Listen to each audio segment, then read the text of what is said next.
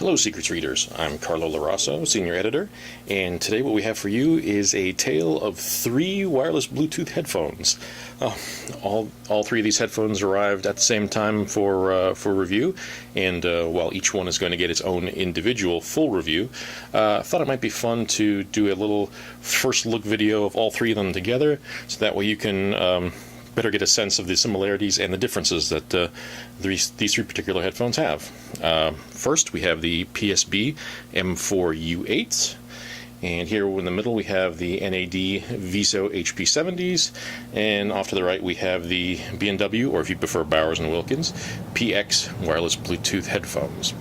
All 3 of these headphones feature the latest version of the aptX Bluetooth codec called aptX HD. Standard aptX, or the one that's been around for a little while now, has a claimed transmission rate of almost CD quality sound over Bluetooth. aptX HD claims to be able to deliver 24-bit 48 kilohertz sound quality over Bluetooth, hence the HD moniker. All 3 of these headphones also feature their take on an advanced version of active noise cancellation. As they all have active noise cancellation, these headphones are all active, which means you can power them on. They have their own built-in amplifiers and DACs inside them, and they also are completely rechargeable each. The PSB and the NADs claim to have a 15-hour battery life on a full charge, and the B&W claim to have a 22-hour battery life on a full charge. Each of these headphones can be listened to wirelessly via Bluetooth, which obviously they need to be active for that, turned on. They can also be listened to with a traditional analog headphone wire, and when the wire is attached, they can be listened to completely passively with no battery power. They can also be listened to active and with the noise cancellation on or off when you're using the wire. So there's a few different modes to listen to these as well.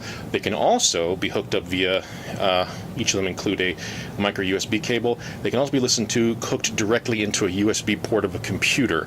When that happens, they'll be regarded as an external sound card by the computer's operating system. So when they're plugged in that way, they'll also be charged as you're listening to them. So again, a few different ways to enjoy your music on these headphones.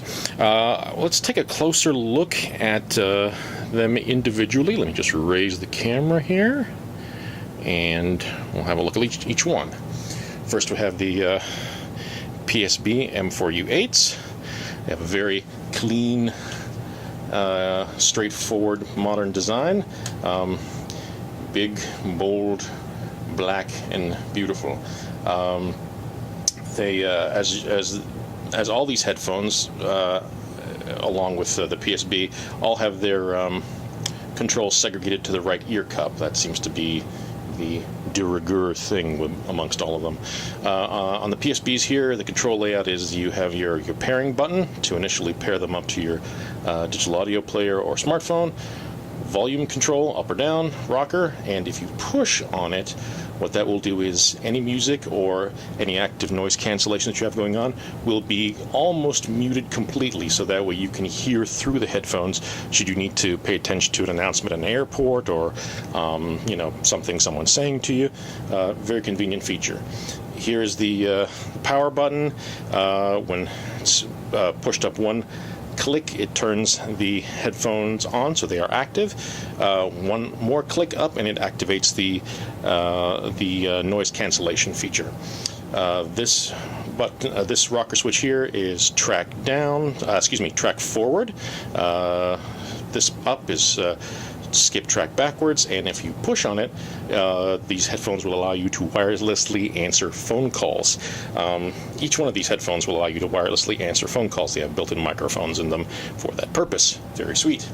Another neat feature exclusive to the PSBs is that for the analog wire attachment that I mentioned before, for when listening to them wired, if you can see that the ear cups each have over here and over here their own connection for the analog headphone wire. So depending, whether you're right or left-handed, what side you have what side pocket you have your music player on, you can just plug the wire into whatever given socket you find most convenient. So nice little bit of design genius there, if you ask me. One other neat feature is the way these can fold up for travel. Very convenient. They come with a sort of semi-hard shell travel case, but the way these fold up makes them really compact, and so you can just, if you feel comfortable enough, just toss them in a backpack, and that seems to work pretty well, I think. Very nicely designed. And those are the PSBs. The NADs here, the Viso HP70s, very different styling to the PSBs, a little more, Scandinavian, Bauhaus, if you will, IKEA. Those are the things that come to mind when I look at these. Very stylish looking headphones, like the PSBs. They can easily tell you which side is left and which is right from the inside. Very similar control layout, actually pretty much exactly identical control layout on the right ear cup as the PSBs have. The NADs, both the NADs and the PSBs feature what's called room feel technology. It's something that was designed by Paul Barton of PSB, and what room feel does is it's basically a tuning curve or a tuning target that these headphones have been tuned to, and what it does is it allows the headphones to simulate the sound of a really good quality flat measuring pair of full range speakers, what they would sound like in a well treated room. That's the in a nutshell what room feel is about, and both the PSBs and the NADs share that feature. Both the NADs and the PSBs have more or less essentially the same driver layout and or complement, and many of the similar technical features as well, including room feel. Just the design is different, and the aesthetics, and depending on the size of your head, the perceived comfort perhaps. So those are the NADs. And here we have the B&Ws. B&Ws are definitely a little different design. Kind of remind me more of a high performance racing motorcycle. It's got that sort of high-tech look to them. Some a little more obvious use of metal in the design, sort of like these arms look like spokes of a bike, if you will. The B&Ws essentially they share the same drivers as the well-regarded P9 version of their wired headphones, just applied to a wireless Bluetooth design. Here again, the right ear cup, control layout, more or less the same thing. Volume up, volume down, pause, and answer phone calls. This button here adjusts the level of active noise cancellation. The B&Ws are the only one of these three earphones that feature a adjustable level of active noise cancellation, and here is the power on-off Bluetooth pairing button down here at the bottom. So these are the B&Ws, very sharp looking. And that's that. Go back down here. I did mention that the B&Ws are the only ones that have a variable level of active noise cancellation. It's three different levels, from light for say being in a sort of an outdoor office environment to heavy for when you're on like an airplane or something like that. So 3 different levels.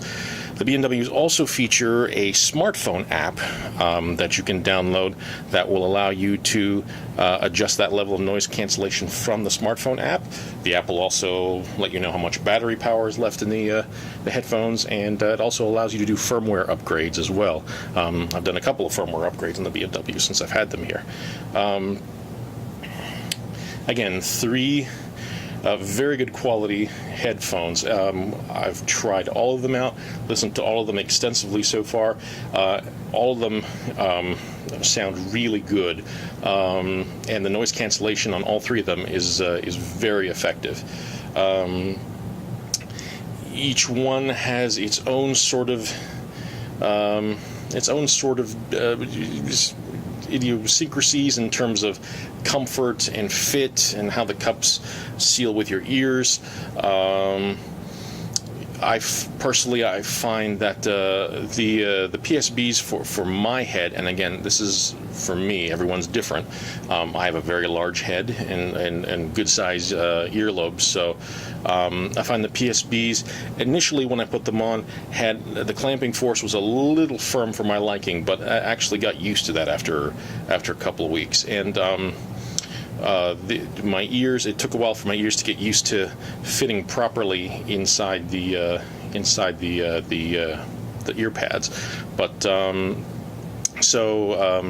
I think maybe these might find a lot of favor with folks who have smaller to average size heads.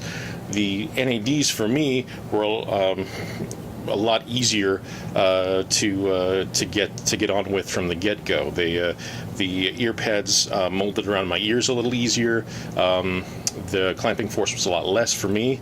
Again, I have a big head, and they seem to, for my tastes, strike that sort of perfect comfort